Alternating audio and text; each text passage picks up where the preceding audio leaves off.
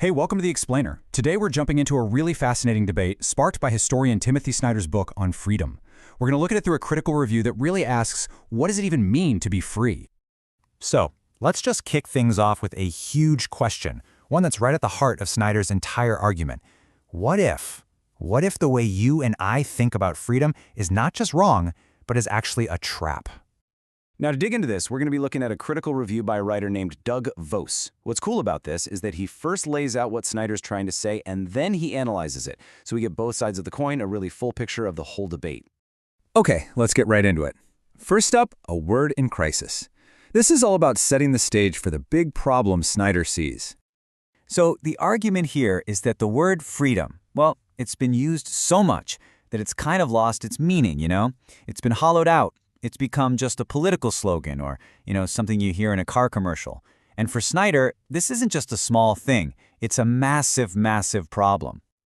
Okay, so if the word is in crisis, what's the diagnosis? What's the root cause? Well, that brings us to Section 2 and what Snyder calls the negative freedom trap. Snyder's point is that when most of us think of freedom, we're actually thinking of what's called negative freedom. Basically, the idea that freedom just means being left alone. It's freedom from stuff, from government interference, from rules, from obligations. It's this passive, don't bother me kind of state. But, and this is so important, Snyder says this is a dangerous conceptual trap. And here's why. If all you care about is being left alone, you become totally blind to other kinds of control, right? The kind that don't look like a government passing a law. Think about, say, the influence of a handful of billionaires, or how algorithms online can manipulate what you see and what you buy. That's the danger he's pointing to. And this right here, this is the central fight in the whole book. You've got negative freedom on one side. That's freedom from things, which he calls a passive trap. And then, on the other side, you've got his big idea, positive freedom. That's the freedom to do things. It's not passive at all. It's an active, ongoing creative project. So what does that even mean, a creative project? What does it actually look like in practice? Well, that takes us right to our next section, Snyder's 5 positive freedoms.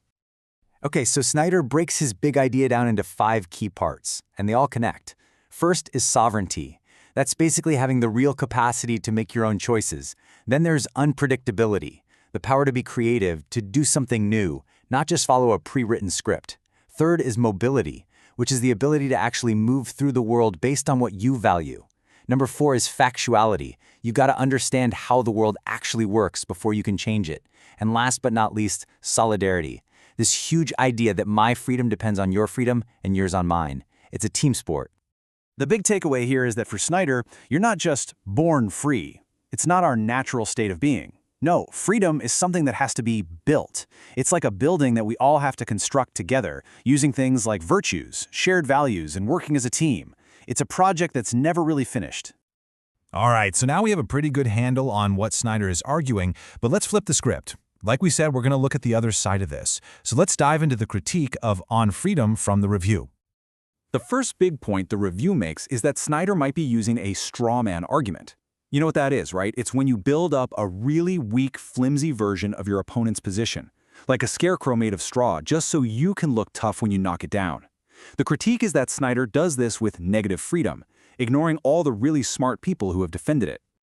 And the review doesn't just make a vague claim, it names names. It points out that Snyder seems to just ignore some absolute heavyweights of philosophy and economics. People like John Stuart Mill, Adam Smith, Milton Friedman, and get this, even Isaiah Berlin, who is literally Snyder's professor.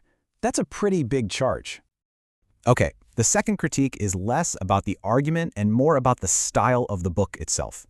The reviewer basically asks, are we reading disorganized anecdotes or planned propaganda? It's a really pointed question about how the book is put together. So the reviewer calls the book a mishmash. And what they mean is it kind of jumps all over the place, from personal stories to big historical moments to really dense philosophy. And while that can make for an interesting read, the criticism is that it makes the main point, well, kind of hard to find. It feels a bit messy, maybe not as buttoned up as you'd expect from a historian at Yale.